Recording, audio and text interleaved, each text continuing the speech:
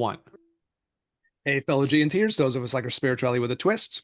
Well, we, for this episode, are talking about suffering. Quite a grabber for an episode, right? So that's what we're going to be talking about. It is part of our ongoing discussion on Gnosticism and its features, especially how it compares with other Christianities and maybe other spiritual beliefs. We're doing this because, in part, the situation in the world where obviously there's a lot of what they call in the Buddhist world dukkha or dissatisfaction or suffering kind of going on. A lot of this at work, and we had this desire to ask this kind of the big questions, like essentially about like what the fuck is happening. So that's what we're going to try to do. We're going to try to talk about this issue primarily from a Gnostic point of view, but also looking at it from other points of view too. So a very deep and philosophical and metaphysical episode to come. But first, we'll ask you to do all the things that people always ask you to do, which is the like and the subscribe, maybe share an episode, maybe write a review. We're all ultimately trying to escape from the suffering of the algorithm. So if you can help us out doing that, that would be awesome. You know, as we like to say on this little pod, it's a labor of love. We're trying to share things that we think are psychospiritually meaningful. So if you can help us out, that would be greatly appreciated. And on that note, yeah, if people would do me a favor, do us a favor, leave a comment on here, even if it's just a letter or something like this. I feel like since we've been on this topic of Christianity and history of Christianity, and then moving in here now, are not that people care, not that we are totally attached to it, but like, and I didn't talk about this, Eric, earlier, so I apologize. Uh, our views are way down, way Mhm. down. And it's interesting because as soon as we started talking about this, that's when it happened. So I'm not saying maybe people just aren't interested in it, but our content has been relatively within the same band over the last couple of years. So, anyways, audience, enough said. Thank you so much for listening and tuning in. Leave a comment or a thumbs up. That helps us. That's it. So what do you think? You think people don't like talking about Christianity? I don't. I'm not saying it's the people. Ah, hmm. Interesting. Anyways, Interesting. Okay. Um, interesting. Okay, so I guess to like be considered as we go. yes. All right. Well, okay. So we'll see if this performs better in the algorithm. Talking about suffering. Okay, we'll see. That's yeah. All right. So, well, I think like, what got me, like as a starting point for this would be just really getting to how important this question is, right? Like the fact that this whole question of like what's the source of human suffering is probably, I think, one of like the quintessential like religious psycho-spiritual questions you got in the whole world, right? Hmm. And what one thinks about that. Why does this even exist? And then, to the extent that it does exist, what do you do to fix it? And like how you source it then really kind of matters. Hmm. So, I think that, one of the biggest promises of like spirituality, Tantra, Buddhism, and all the other things that we have as sort of our home bases are like what this is about. And it made a big difference to me, like even back in my 20s when I was first getting into these questions and I was like going to study Zen and all that. That was really one of the main questions that certainly in the Buddhist world, like people are saying that they're trying to address. The Buddhist thing was like, how do I deal with the problem of like the suffering of humans and other living things? Like, what do we do about that? And taking Hmm. that problem really seriously. Do you see that in the same context, Daniel? Yeah. Yeah, I Yeah. do. Okay. So then you might wonder, like, I'm going to use like the Buddhist conversation about this just a little bit, because then you end up with this thing of like, well, like, what is this word dukkha, or what gets translated as suffering? Like, what do they really mean by that? And I think the tantric Buddhist world being as it is, especially the parts that we're coming from, they're willing to like say, okay, here's what they mean, and they're really willing to spell it out. So, you know, quick, but just these are the things that you're trying to solve: birth, aging, sickness, death. These are the questions that you're trying to grapple with, right? As a human being, I would deeply also as add relevance in there. well. I mean, you could put that in if you Yeah, want. you They're could put not, right. yeah. Meaning, Well, people have, I think it, and I say this because I think people who are seeking for relevance, especially in positions of power, do tons and tons of damage in the process for them trying to hold on to relevance in one sense. You could call it power in another sense, but I think relevancy, how do you, and then especially with people in power, dictators and things like this, when they get to the end of their life, it's they rarely turn into like more positive people. It ends up being like, okay, how do I leave my legacy? How do I leave my mark? How am I going to be remembered? And this ends up having detrimental effects, which causes all the other things that you just mentioned. Well, I guess, I mean, I was doing the technical aspect of this, but we can put other words in. And I guess, Yeah. you're saying like relevance means like, I guess the way you're framing that is something like you get to the end of your life and you feel like, what do I do to like, again, leave a mark or something like that? Hmm. Yeah, essentially, I guess I could say maybe it's a relation to like trying to overcome death in a sense. Like I'm Yeah, gonna yeah. live on Mhm. forever, right? Yeah, I guess people try to do that in different ways, right? Yeah. Some people will try to do that through family things, right? I have Mm-hmm. my kids or whatever. Yeah, yeah, yeah. Mm-hmm. As a way of trying to cope with this idea of like life ending. I guess so. There's like eight of them. The four are like it's hard to be born. It's hard to go through the whole process of growth and development. You watch kids, it's not that easy. I suppose you can flash back on your teenage years and go, wow, that wasn't pleasant, parts of that. Because you're Mm-hmm. going through all those changes and how it plays havoc with your emotions and havoc with things. Sickness, of course, unpleasant. Aging, as you see, the body isn't going to work as well as it used to. That's like not a good thing. Mm-hmm. Yeah, and I get what you're saying with death, and it's like then you're talking about almost like I guess what you're bringing up is like coping mechanisms around that, Yeah, right? yeah. What do you do to cope? Yeah, yeah, I see it.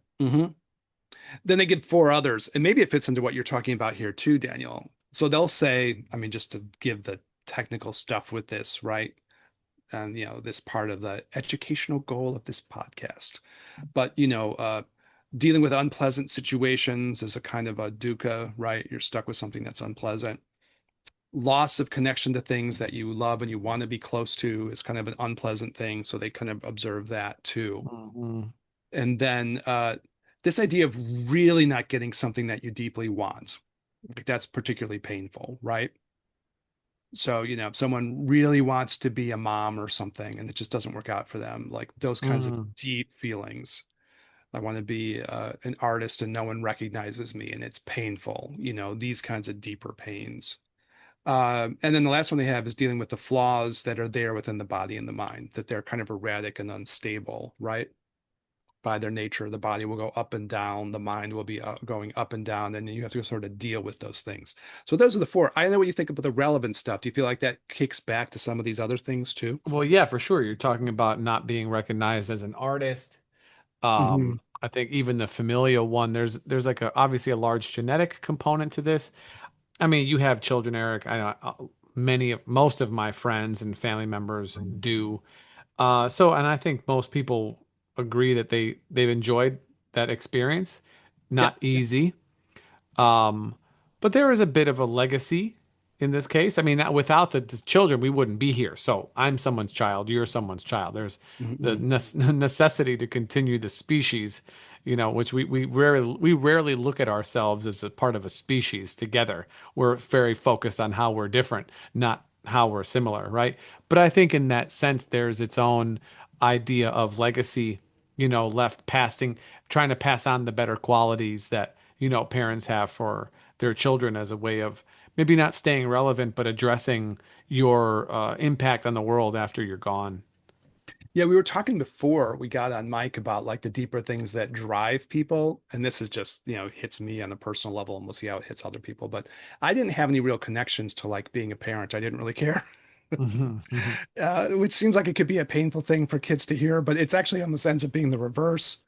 Because I can say to my son or my daughter, like, well, I wasn't really even that into this, but you're so awesome that you've made it a joy, which is true. Like that's actually the truth of the situation. So I don't feel much of like the legacy thing though, connected to Mhm, that, which I think mhm. goes to show that there's like these deeper driving impulses that we were talking Right. about before I got a mic and people. And I suppose if you do feel like you really didn't get those things that are feeding those deeper impulses, then you'll feel a vacuum or something, right? Right. Especially at the end of the life or something like that. This can feel like a Mm-hmm. real hole. Mm-hmm. So, all right. So, I mean, that's, just to do it, if you're like, well, what are we even talking about? At least that's a way of trying to frame the question, right? Right. And then what do you do about that? Which I guess it's bold to say that there should even be an answer. Because as we were talking about a little bit last episode, if you get to like the more scientific materialist kind of way of thinking about things as we were kind of kicking it around last time, there really is no answer and really no problem per se, right? Because, you know, uh, there's no underlying like deeper thing that you have to crack within that essentially. You live in a universe like we were talking about that's kind of statistical, kind of random, kind of chaotic. It doesn't necessarily have some underlying thing that has to be solved. Things are going to go up and down. It just is how the fuck it is. You'll ride whatever the waves are of your life. And so in that sense, there's nothing really to be solved. It's just, okay, that's just life. It goes up and down and you deal with the problems of the world as they present themselves. But, there's nothing, it wouldn't make any sense on some level if you have that worldview to try to crack some deeper problem because the problem doesn't sort of really exist, I guess. Does that make sense to you? How do you think about that? No. But people think that way, right? It's a cultural phenomenon, right? Yeah, yeah, but no, but that Yeah. doesn't make a lot of sense. Mm. I sometimes wonder, what do you think the percentage of folks who kind of feel that way? Because it's such a deep thing, at least in American culture, to think this way, especially because it's Say such a say more, weirdly, say explain it a little bit differently because I'm not grasping what you're putting down. well, I mean, if you really believe that like I'm an end product of some evolutionary thing, Mm, there's okay. no particular thing for me to solve. I mean, a lot of my friends who are like that, they're like, well, what problem is there even to solve? It's just shit happens, right? Okay. Forces Okay. play themselves out. Maybe my life will be good, maybe it'll be bad, but there's no deeper like nut to crack or something. If you think So of like you're a Buddha or something, he's like, I'm going to try to solve the problem of human suffering. right. So And I'm what going to you're meditate and explore, and I'm going to try to crack this thing, right? so your approach is a very, very materialistic. You're talking about a very Western minded, spiritual materialistic person who looks at life as a collection of random occurrences and chaos and entropy and neg entropy, and it just is what it is. So you do your best. If you want to be a good person, that's good. That probably feels better, Hmm. and gives better to the world because you're doing good, and that's nice to help. We all want to be helped, but ultimately, there's nothing else to crack because it's a quagmire inside of a puzzle, inside of a Rubik's cube, being digested by an ant. So why bother? Yeah, there's nothing really to do. You know what I mean? Yeah. Like that worldview doesn't lead to like you can solve relative problems. And I'm not saying that people who have this mindset, aren't like kind people or something. They don't want to Right, help right. other people. They do, but it's like there's no deep philosophical, metaphysical, spiritual thing to crack. There's nothing there, right? Mm, The question is moot, you know? mm. So, I mean, Yeah, it's hard to get your mind around, but I mean, if you're looking at it from the point of view of we're so devoted to these things and that's kind of our jam. But for other yeah. people, you kind of like, I'm like, nah, like it doesn't make sense from the way that they look at the world. I got the book with me. I just grabbed this off the shelf. A Buddhist To philosophy, go yeah. with this philosophy. So what it really is, it's a book about, at least in part, all these different Buddhists trying to understand their own different ideas within Buddhism because they know there's different people with different ideas, but Right. also like just trying to understand how a lot of other people in India think because it's a book written originally in India with comments Mm, later from Tibetans. But I guess that's what I'm trying to do here a little bit too, to say, okay, how do people really think, yeah. right? And it's part of that tradition within Buddhism Tantra. Like, okay, how do people really look at the world? And I guess I really believe that that's an important thing to do to try to crack, okay, what are people actually thinking? And my friends who are maybe more from this mindset, I think when you dig into it, I guess you're being philosophical. This would be phenomenology, true, trying to Right, get into yeah. the heads of how people think. I think this is sort of how they think, you know? Yeah, So I if I were think to say to my friend that, like, okay, well, there's something here to crack, you'd be like, well, there really isn't. it's a Yeah. good question. Even if I mean, forget the answer for a moment. I think it's a good question to ask oneself. What do you think about this? Yeah, I agree. even if you don't come up with anything or come up with some answer that changes every day or every other day or every week or whatever, just the you and I talked earlier about remembering things, remembering to ask the question. You Mm. know, it's almost like I feel like it's almost one of these daily things that people should check in with themselves and ask like, what's important? Is putting 20 seconds or 30 seconds of my day on larger philosophical, existential, universal, questions in and around humanity worth the exercise in thinking about? I would say the answer is absolutely yes, because it's very challenging for your conceptual mind, and I think it's even for a very Western minded person, it's probably a nice doorway into non-conceptual thinking.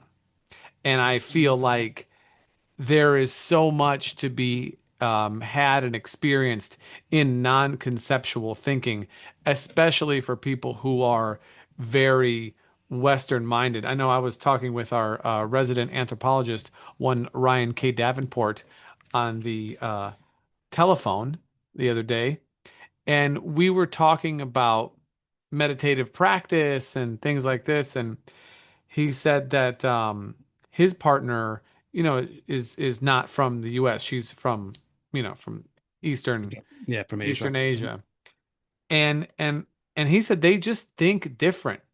Their mentality is different from birth. And so what we find like astounding in some philosophical ideology, to them it's like, oh yeah, of course. It's no other way than that, because that's how it is. But because Mhm. they've been conditioned in that way, they are able to grasp some of those maybe more fantastic tales. And for people who don't know what I'm talking about, there's many stories that exist in different traditions of they're analogy stories, analogical stories, like any Parables. Yeah. yeah, like any tale that we tell people, that to teach them a lesson or something like this. But oftentimes they tell these great tales that are hard to conceptually understand. The Upanishads is one book Hmm. that it's in this way. There's other ones too. And he was just saying that they're taught this way from very young. Westerners are not taught this way. We're very based on, Descartes is like the king. I think, therefore I am. And Hmm. so it's very much rationality. One plus one is two. If it doesn't fit that line, this is, what they used to call mansplaining, right? Logical, this and then this and then this and then this.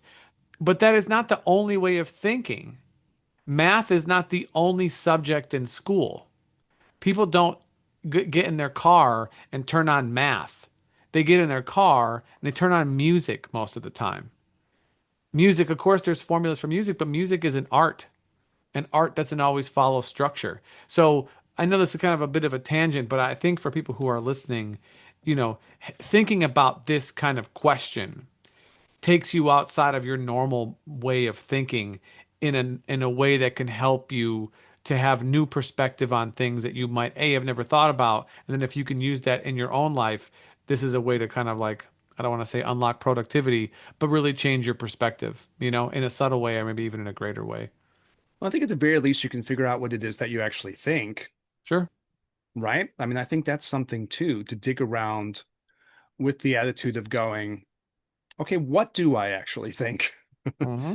Do I think that there's some, like, okay, if I go back to myself doing Zen back in the day, if you really don't think that there's something to be solved, you probably wouldn't do that thing. So Mm. you have to believe there's something that can be solved. Otherwise, why would you bother? It doesn't make any sense, right? Hmm. Hmm. And even if I had friends who were, I have lots of like sciencey friends, and you would say, hey, you want to do this thing, and they probably would to themselves be like, well, there's nothing to solve. Why would I bother doing that? Hmm. Where if you really get into it, if this speaks to you, or if you find that you have that quality within you, however you want to talk about this, then you could be highly motivated to say, no, I want to kind of try to crack this problem. Buddha did it. Maybe I could take a tumble at it too.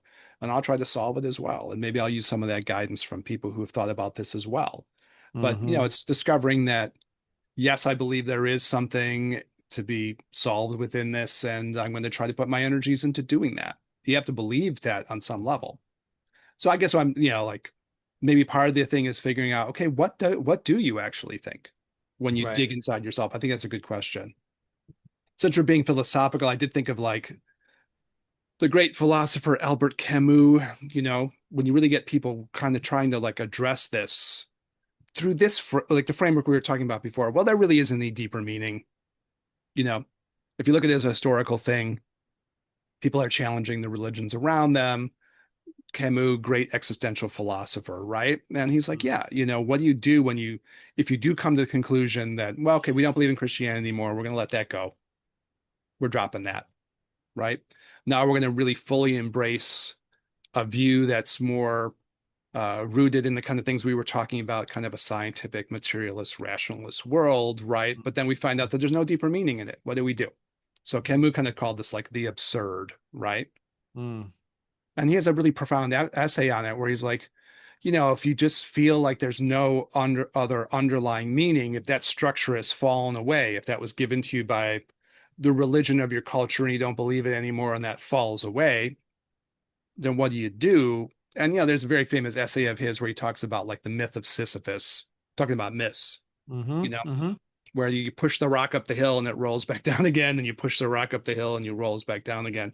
And he's like, well, that's absurd on some level, but how do you if you don't think there's any other deeper purpose, you're kind of like that. But he kind of tries to frame it in the more like, okay, so you have to find, you know, uh, your meaning within the absurdity of that or something. He's really willing to embrace that. So, I mean, as far as like the extent that we're being philosophical, there's someone trying to address that question in that way. And he said, yeah, well, you have to like, what was the old David Bowie line? Turn and face the strange changes. This would be like Mm-hmm. turn and face the absurd, Mm. and you could take that attitude, right? But it's interesting because it was people trying to, again, we're being philosophical for the episode, right? It was people trying to address that question, Yeah. right? We've lost the meaning as a culture that maybe a certain kind of religiosity gave us. It's gone. So now we're facing a world where, okay, maybe this is what we believe about the world, and then this is sort of his way of trying to talk about that. So, all right, a little education around that stuff for our little pod. What we also talked about last time, and I wanted to add, possible to go on the deeper tangent about this, and I'll skip it for now, but I'd like to double back maybe at the end of the episode if we have time. But there's also like the other, what I would see is the other big side of American culture, which is sort of like your standard Orthodox religiosity, right? And we were talking about it last episode a little bit, and it was sort of like a lot based on punishment. Why is there suffering? Because you pissed off the deity and it's going to punish you. That's true. That's that way of thinking. And there's also that kind of the feeling of like the Lord works in mysterious ways. Right. So ergo, I'm just going to have to accept the fact that they're suffering. And, this is called like the theodicy problem philosophically, right? If the creative force, the creative God is all powerful and all benevolent, why is it such a shit show? That's the problem.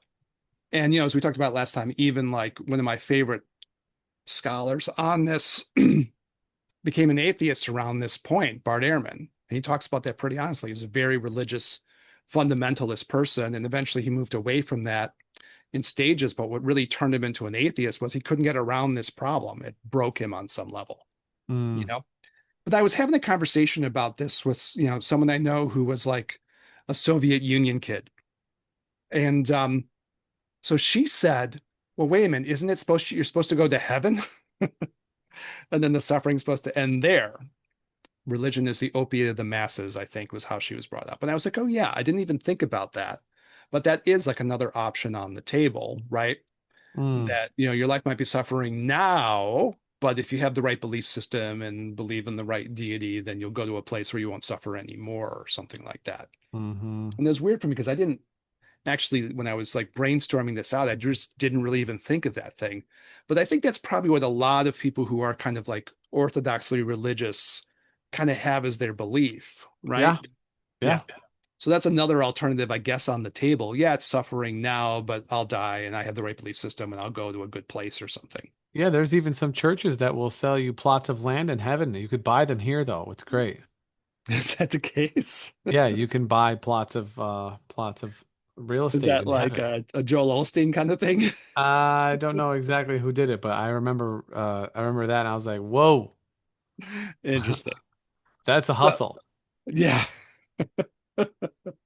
Get your hustle on for sure. Yeah. Um, yeah, there's a lot of places to go with that potentially. It's hard to look at like St. Peter at the gate waiting for you to come up with your deed. Yeah. Yeah. Um, Salvation brought to you by at properties. here, I bought this thing. Yeah, And then dude, you're staring at you like, what? I hate this guy. He's my neighbor. I thought this was heaven. Yeah. But the And funny thing, that's yeah. when it turns to flames and he's like, "Who said it was heaven?" Yeah, surprise. Mhm. Oh, you missed the elevator. The elevator came back down. Sorry. Yeah. Hmm. So I was like thinking about like the apocalyptic view that we were also talking about too. And like I went down a bit of a rabbit hole around this because I was like, yeah, that probably is what I thought when I was like Catholic. When I was a kid, I probably had some idea like that in my head, right? I'm supposed to go to a heaven. But we've been talking a lot of like, part of the problem that's going on is we have these very apocalyptic kind of toxic Christianities that are in so much Yeah, power now, right? And even like if you look at like the war going on now that it's obviously both painful for both of us, it's such a tragedy. There's lots of reasons for something like that, but at least in part, it's driven by people's for sure. Oh yeah. apocalyptic desires, right? Yeah. I mean, that's part of the picture, right? Yeah. The people ideologically driven towards it. So it's kind of like, well, how does that sort of fit right into this like whole picture? And so I don't want to go through the whole thing of it, but it is kind of interesting. The idea is that people will, oops, this thing did something kind of weird on me. People will go through and, there'll be a rapture. And I was wondering about what happened to all those folks up in heaven. Where are they supposed to go? So there's an answer. They're supposed to come back down again. Mhm. And it's a whole long thing. And I think at some point we should talk about, but maybe not now because we're supposed to talk about Gnostics for a little bit. But, with the rapture, there's supposed to be a kind of a reconnection to all the bodies of people. They're all supposed to rise back up again. It's a whole big whoop-de-doo. I mean, that just sounds like zombies to me. And from all the Yeah. movies I've seen on zombies, it ain't good. Yeah, that's supposed to, but that's this, like, honestly, that's kind of what this is about. So maybe save for another time, but I got curious about it. So I did do a little research on it. And it's interesting to realize, like, again, people who are in really dominant pictures of power, this is what they're trying to trigger, this sort of more end game, end times rapture type thing going on, right? And then, there's going to be this rising of the spirits, and then the people from heaven are going to come down and they're going to have a kind of a party up in heaven, and everyone's going to get resold again. It's a whole thing. So, anyways, to be continued. Well, it'll be exciting when Prince and Michael come back. They can do some concerts and stuff. That would be part of the heavenly 1,000-year reign afterwards. We're all Oh, going to okay, live cool. getting our boogie on. Great. And the part that hit me about this, and I would like to talk about some other time, I don't want to get too like tangent about it, but what really hit me was, again, holding up my little Buddhist book, the thing of like really understanding how people think, you know? Hmm. And I think one of the things that's happened, in our culture is like, say you're trying to understand the evangelical mindset and you've never been around those kinds of people before. Their thinking is so different than yours, almost what you were talking about with Ryan. They think Hmm. so differently. And if you don't really understand them, you don't understand their mindset, you don't understand their language, you don't understand their beliefs, there's this huge cutoff and everything. I think it's part of what's fucking things up on some level from my vantage point. There isn't enough of this like really understanding of what this is about. Had kind of interesting conversation with again, like one of my, I would say, more scientific materialist kind of friends. And I was like, you really can't understand these people. I can sort of understand them. I was raised Catholic. I'm around a lot of evangelical people within my family. I get how they think. This is impossible for you to get how they think. It's so different for you. But anyways, I don't know. Do you think that that's true, Daniel? I think it's true. Human beings think a lot Yeah. in general. They think a lot. We think a lot. I think a lot for various reasons. Um, You can't drink your own Kool-Aid sometimes. I think it's important to challenge all the things that you believe to be true. You really have to dig into them. I think that faith gets weaponized and it really invades people's thoughts and makes them question the internal voice that is not like infinitely accepting of every single thing that they hear. And it sort of like smooths everything over. I don't there's negatives to it. And so there's a lot of influence, I think conditioning is what they call it, right? That happens. But people think all the time, whether they're using that attention to investigate how they think about things and how they feel about them, I don't know that that gets done a lot. I think it does get done. I think people do. I'm thinking about people who are firm believers in X, Y, or Z, people who are firmly liberal or firmly conservative, if they even exist anymore, or firmly right wing or firmly racist or firmly whatever. You know, they've gotten to those places over longer periods and experiences, and I feel like their thinking is circular once you've sort of gotten to a place where your identity of what you think and believe and feel are now sort of unified, that there is not a whole lot of discrepancies between the various beings that reside within us.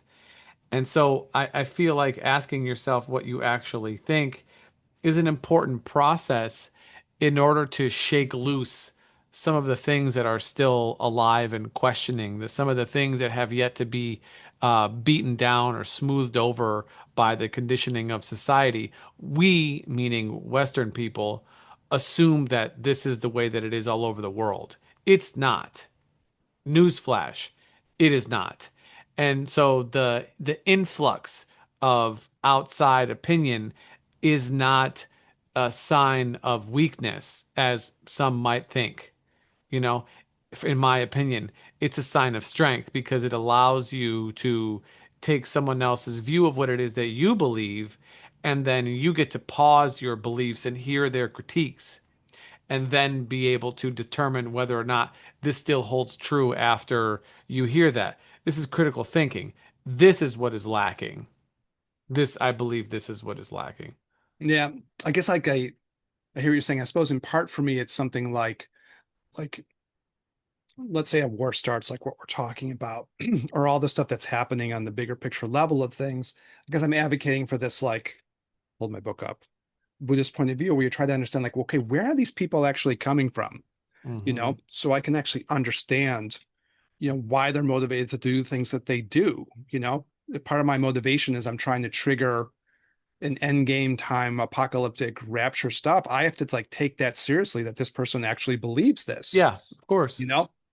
And like I really have to try to understand. And if I haven't like made the effort to really try to figure out where are these people coming from, then I'm going to be perpetually shocked Yeah. when they act You might out be what they actually believe. you might be shocked anyways, even if you know I what they're might thinking. I might be like confused, but I won't be shocked. I'm not a huge like Professor Zhang guy. I'm not big into him. I think maybe you spend a little bit more time with him than I have. He's Yeah. kind of like this guy out there who does a lot of like historical analysis and sociocultural analysis. Yeah, a lot of game theory is his basis Yeah. for his, yeah. And other things too, like as I'm listening to him and like at least he's taking this seriously. He's Oh saying, yeah, look, very much listen, so. these Yeah. people are ideologically driven. You have to Yes. understand, you get people who are Yeah. ideologically driven, they don't have the same on and off switches that you have. And if you don't understand that, you can understand them. Correct. Yeah. So, okay. So, anyways, we got some kind of feeling about this. My feeling of American culture is divided up between people who have this religiosity and people who are a little bit more scientific and materialist. And then into that, we can plop some Gnostics, Hmm. for a little bit towards the end of our podcast. We're supposed to talk about Gnosticism too, after we set the stage. And the Gnostics sort of have their own theory of why things are going to be suffering. And part of the reason why this is happening in the Gnostic worldview is because you got this corrupt force, this corrupt demiurge deity that's dominating the planet. It confusedly thinks that it's the highest power, and so you know it's the definitive force of the universe. And it has all these archonic figures, these kind of underlings that are like emanating out into the world, and they're like this oppressive force. So if you get to like what the problem of suffering is, what are you supposed to realize in a lot of like Gnostic thought? You're supposed to realize this feature of things, that there are these corrupt, oppressive forces that are weighing everything down, especially psychospiritually, keeping things entrapped, and you have to be able to escape out of that, right? So they put like a different place where they're putting where this suffering problem comes from, right? And it's like again kind of uh a different kind of way of like thinking about why is there suffering? Why is there suffering? Because there's these oppressive forces that are working in the world around you that are trying to crush things, and that's why they're suffering. What do you think, Daniel? Yikes. What to Yeah. do? Yeah. I mean, So, what is their practice in order, or what I mean, this is an observation of a what they would say is a natural phenomenon, but how is there address what do they do to address this? well, I think first the idea is that you have to have a realization that that's the case. Okay. Until you realize, then you're going to be stuck. So then you have to realize like this is actually what's happening, right? You have to have the insight. And then in doing that, you have to like flip your worldview around. For most people, you're stuck in worldviews that are tied directly back to these obstructive, oppressive spiritual forces. They're directly tied back, right? Either because they're presenting themselves as religious things and spiritual things that are false, or they're trying to make you, I guess if you get to the other side, they would probably try to say that they're going to make you feel deluded by thinking that there is no deeper game afoot. It's just all random, blah, blah, blah. And then you're stuck, right? Either way, they got you. Right. Yeah. What's the old line from Usual Suspects? The devil's greatest trick is making people think he didn't exist or something like that. Sure. Right. So then you're in that kind of thing. So the first thing I think is supposed to be the realization that this is the situation that you're finding yourself in, and you're going to have to rewrite your whole way of thinking about like what's going on in the world around you. Obviously, this is a very like Keanu Reeves moment, right? Hmm. You have to figure out like this problem first, right? To Okay. recognize the situation that you're actually finding yourself in, right? And then the next piece is to realize, I guess if you go through it, and this does have correlations back with sort of some of the stuff that's maybe our home bases, like Buddha nature ideas. You have to realize that you have a divine spark within you. And part of what's trying to be done here is to like stop you from seeing your own divine spark. The Hmm. forces of the world around you are trying to discombobulate you in a way that blinds you to like what your situation actually is, Hmm. and then what your own nature is as a being, that you're a divine spark trapped in a material shell. Now, there's a lot of like Buddhist Taoist stuff that gets to the same space. So I think in that sense, to my mind at least, I see an overlap between these ways of thinking. But I mean, do you see it that way too? Well, I just we'll just continue on that thread because I don't want to lose that piece. So their view then is that these archons and these negative factors, these forces are wanting to suppress the divine spark within the people so that they are subjugated and can be, I don't know, harvested for their energy or better subject or something like this. Yeah, it's kind of a little parasitic thing too, Yeah. right?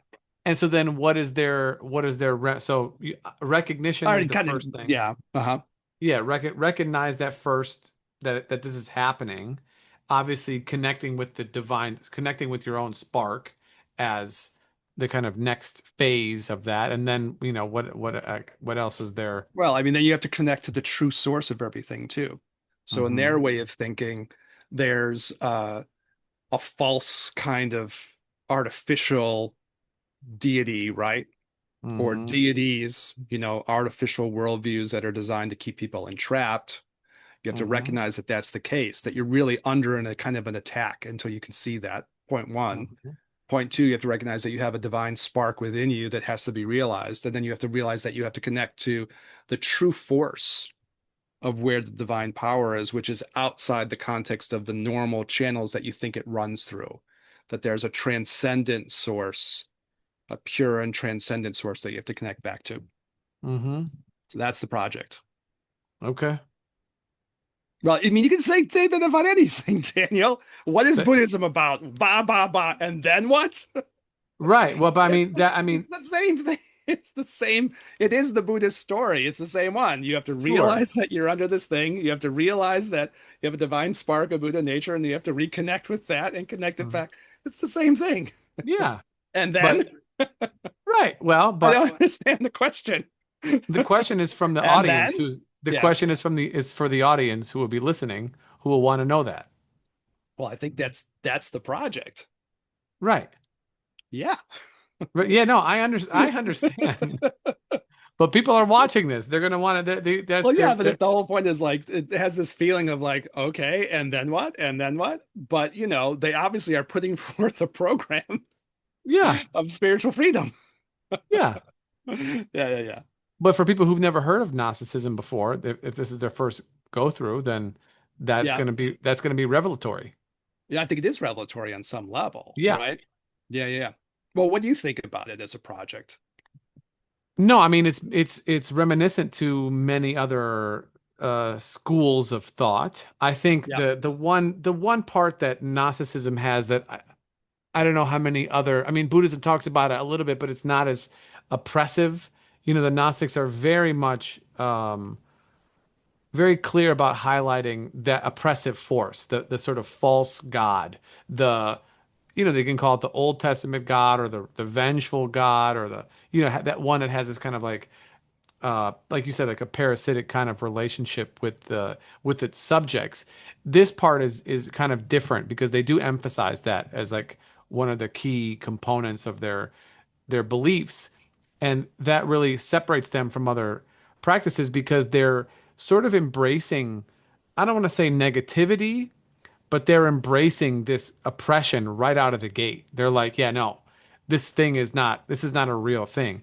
I think if you think about the Old Testament, there's this, we've talked about this before, this kind of anthropomorphism Mhm. of divinity, and that it's vengeful, it's angry, it's can provide great things for its people, but then also is like, no, I'm gonna punish you all now. Here's this next thing. Here's this whole like, years and years of suffering. But the people end up going back to it because it is this their sole creator.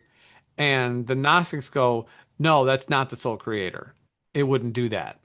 We don't believe that it does that. We believe this other thing and I think that the acceptance of that deity, at least what they believe, like the false deity is one of corrupt nature, um is just it takes the problem of suffering and it moves it directly in the center and says here is a reason that they believe is the cause for suffering, or is at least a causative factor of suffering, whereas I'm not so sure that outside of the word sin and the nature of humanity's desire to sin and Adam and Eve and whatever, you know, they're just like it's like, oh well, this programming is bad. Human programming bad. Not good. Eve ate apple, bad woman. Now man, bad too. Kicked out of Garden of Eden. You live in the streets, you're forever doomed. That's it. Maybe one day things can work out for you. Follow these rules. Oh, you didn't want to follow these rules? Okay. I'm gonna send down a child who's gonna, martyr himself for everybody. Oh, now you're all saved. Just believe in him. But you're still full of sin and still bad. So just do this one thing and now you're good. That still doesn't address the suffering. That still doesn't address, like you said earlier, the randomness of the universe. And because it highlights the people who have a materialistic, scientific materialism view of the universe, that things come and go and who knows? I don't know. I'm not worried about it, but this addresses the problem of that, and they have for a really long time, and they were considered, heretics and killed and, persecuted for, 1500 to 1800 years or whatever it has been. But it takes the problem of not understanding, of not knowing, which is why it's called Gnosticism, because it's knowing. It takes this problem of not knowing why things are the way they are, and we could be maybe more specific, why they are fucked up as the way that they are, and says, well, here's a reason why. And it's not just that your programming is bad, because human sin, because human not divine. And it says that's actually partly true, but there's a reason for it. And that reason is different than what other people believe. So I like that part. I don't know if I necessarily believe in it in that way, but I do think that you know, it gets you to question what you think, which is kind of the theme of the episode, which is supposed to be suffering, but it's this. Well, I mean, I guess part of the answer is like question what you think to see whether how it connects back to the fundamental problem. Yeah. Yeah. That ends up being like how it's sort of like woven itself together, right?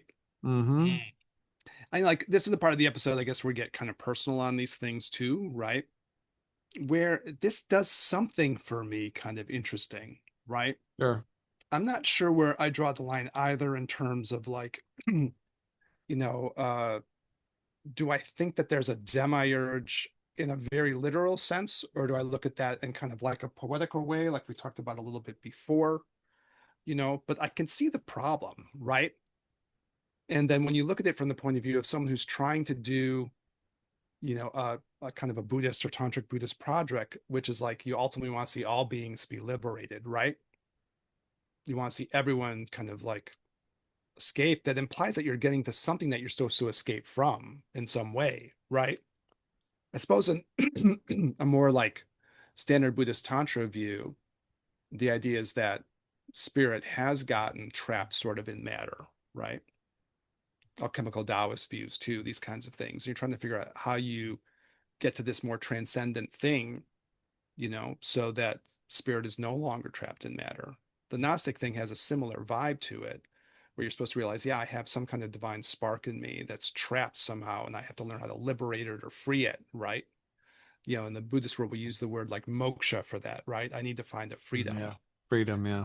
They've added like a piece to it, which is like, yeah, it's not just that the problem is that this spark is like trapped in matter in some way, but there's forces that are trying to keep it that way, Mm-hmm. right? And I suppose as I think about it for myself and I look at the, like the world around me, I think, yeah, there's something true about that, whether it's like literally true or poetically true, right? It does have this feeling that there are a lot of like oppressive forces that are trying to keep people psychospiritually subdued. That does make sense to me and that does resonate with me. I know it might not speak to everybody, but I think there's a truth in that on some level, right? Mm-hmm. Mm-hmm. And then there's a question of can you free yourself and help others free themselves from these oppressive forces? That I do buy. So do you buy that there's like oppressive forces that are holding people down? What do you think about that, Daniel? Are you not in on Eric, that, or you feel at mixed this feelings about point, that?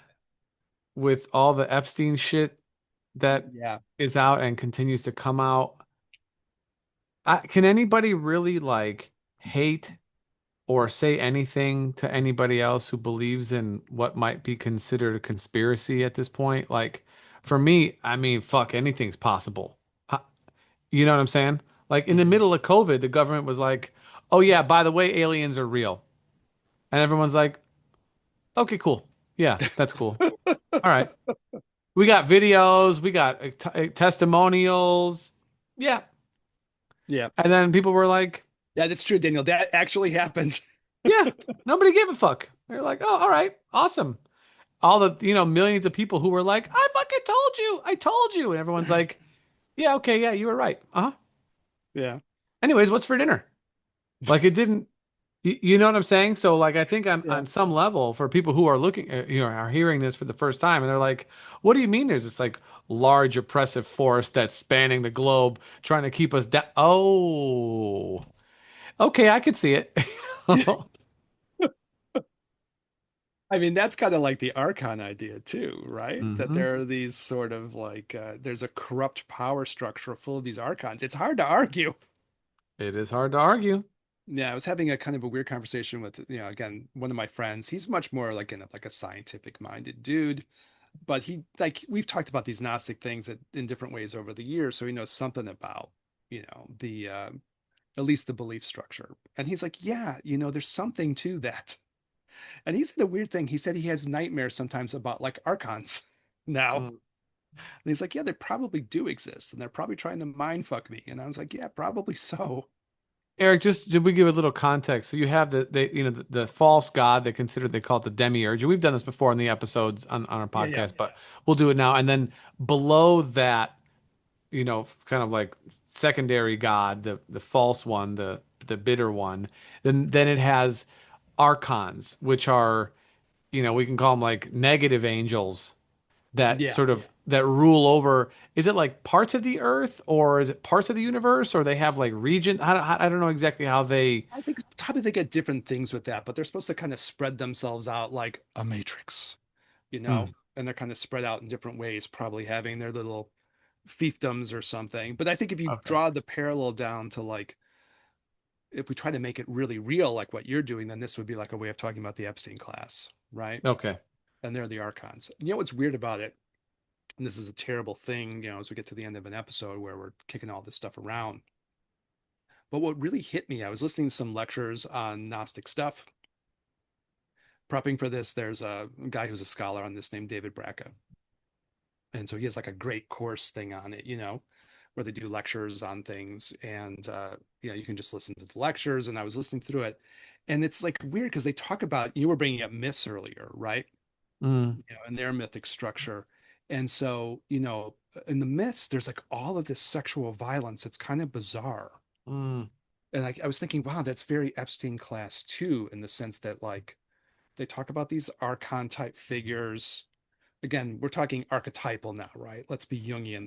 There's an archon archetype out there, and there are certain people that will be possessed by that archetype and act that out, like a Jeffrey Epstein, right?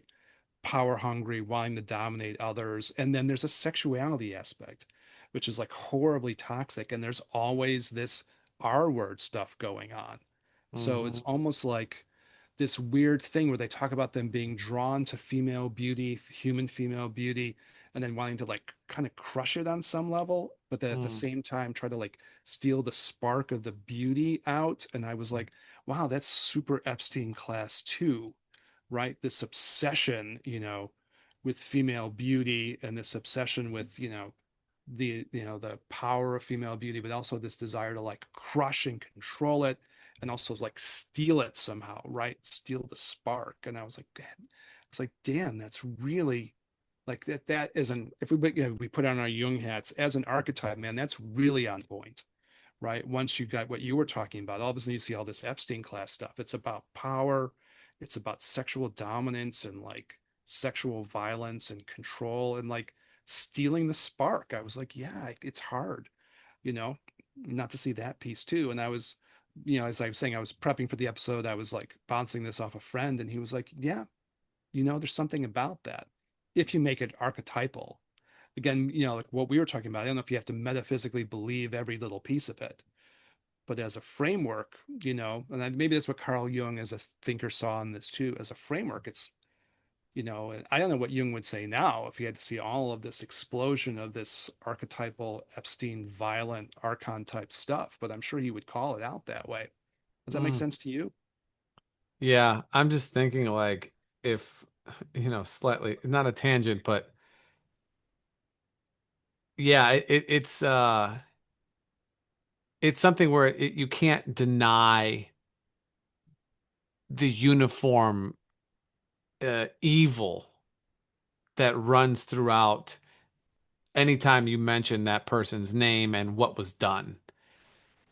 And it's not normal evil.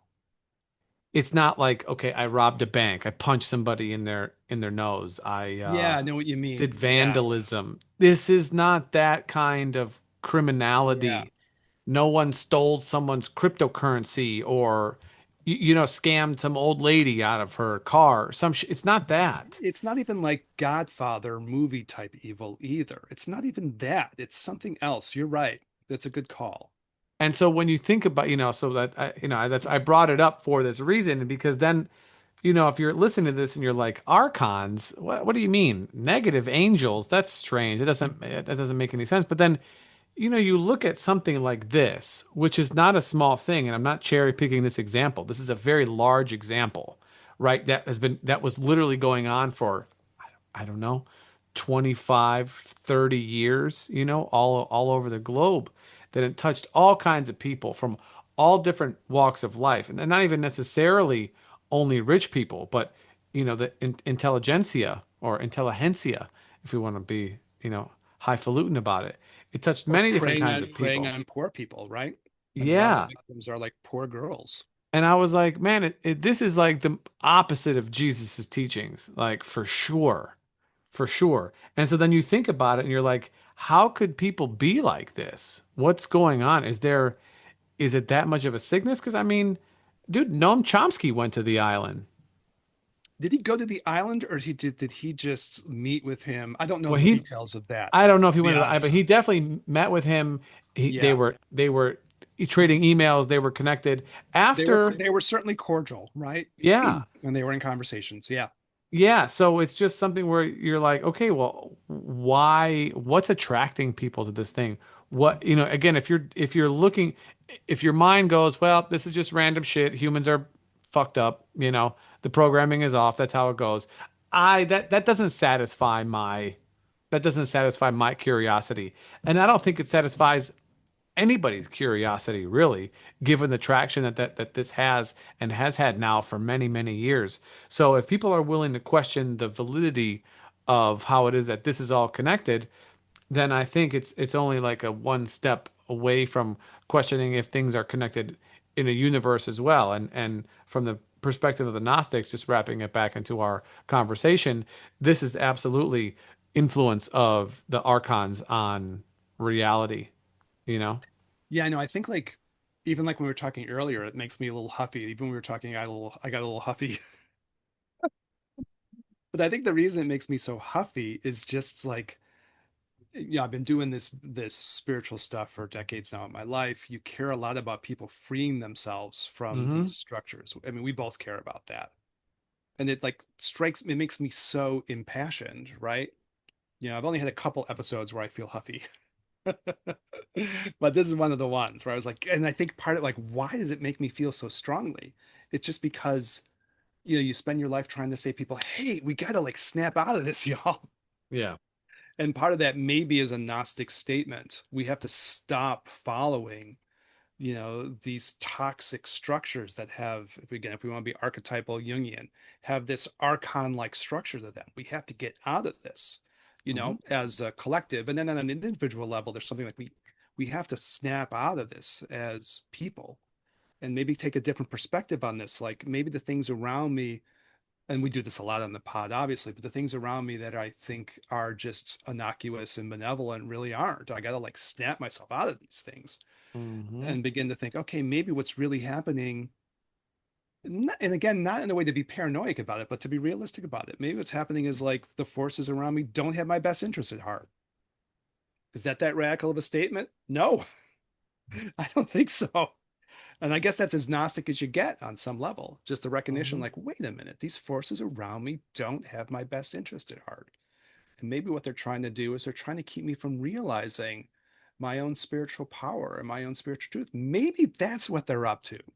Hmm. It's not that far-fetched of a thing to say, whether you buy, all the metaphysics totally. I don't know if I buy it all either, but Right. as a structure, you're like, there's something to that. And maybe Yeah. it gets personal. Like I think about people I love and I know. We get to the very end of this episode, Yeah. Yeah. where I'm like, hey, snap out of this, please, you know, and maybe start reframing this because it's people you really love and you really care about. I think that's why I get so emotional about it. I think We're they talking call that an intervention, Eric. well, I would be the intervention of one, me, against no one else who wants to intervene. But you know how it is. We all have people where you think about the people that you love and you really want to see them like grow Totally. and thrive and Yeah. do this. And you're like, snap out of this, please. Yeah. Yeah. So I think that's the reason I get so fucking emotional about it. It really hits kind of deep. And part of it is this Gnostic stuff is in part correct. Yeah. Yeah. to recognize this is in part correct. And again, you bring up things like the Epstein thing, these big collective things where you're like, oh, that's creepily accurate. Well, the other part, The Eric, is eyes wide that shut part, and then some of it's personal. Oh, I love this person or that person in my life. We've known each other for years. I want to see them go forward, and it seems like they're stuck. And a lot of what they're stuck in is, if you're being Gnostic about it, the forces that are at play that really don't have your best interest at heart and probably want to hold you stuck. Yeah. Anyway, well, and sorry. just End of my on spiel. the Yeah. on the Gnostic piece, just before we wrap it up, Gnosticism was in response to Christianity and Well, Judaism. either or it's like one of the earliest Christianities too, depending on Right. the right. Yeah. Right, but it's in response to that. So it is looking at though it is playing off of those belief systems. Now, today we have many other belief systems that we can pick from and learn from and weave together and see the correlations and the differences and all this other kind of stuff. But at the time when it came out, it was, antithetical really to the beliefs of the people who were in its vicinity in its nation states. And it So it's was going in to be in conflict with more orthodox religious systems, correct. or they're going to Correct. be in conflict with one another. Yeah. Yeah. That's exactly what I'm saying. Like, that's where it's born out of that. So Yeah. Yeah. it resembles stuff that we're familiar with now, but for many people, this was, heresy, and many people lost their lives and were tortured, because they believed something that was not the orthodox view, which today we, are not killed for this. And that's great. But for a Yes. long time, people who were exploring their own internal workings, it's they were persecuted, they were killed. And I think, correlations to today, and we don't really talk about this very much, so we're at the end here, but people who are exploring their sexuality, people who are exploring their identity, there's always been scapegoats for every society because they represent the kind of evolution in exploration, whether or not they end up being that way for the rest of their life or whatever, but it helps humanity evolve in order to push the envelope. So it wasn't that long ago that the society was disgusted seeing an interracial relationship. Yeah. Yeah. For Society sure. was disgusted. And most people now, it's not a big deal. I mean, you have a right-leaning African American Supreme Court justice been married for a long time to a white woman. Hmm. But when they got together, that still was a little taboo, only in Yeah. America, as they say. Yeah. I guess like, I guess to be continued. Yeah. There's this thing where there's like a tension even within the culture of like, can we get to more progressive, free ideas, or are Yeah. we going to be held down by things that are more reactionary? Yeah. That's true. And it affects like overall, or can affect us on an individual level too. Yeah. Right. Yeah. And yeah, it makes me emotional. Oh, yeah. That's okay. Gets all my feels going. Passion is good. I think it's the kind of the idea that what makes you want to be like let's say for example a tantric Buddhist. Why do you want to do it? You want to not only see yourself free, you want to see all living things be able to transcend these things. That's the motivation.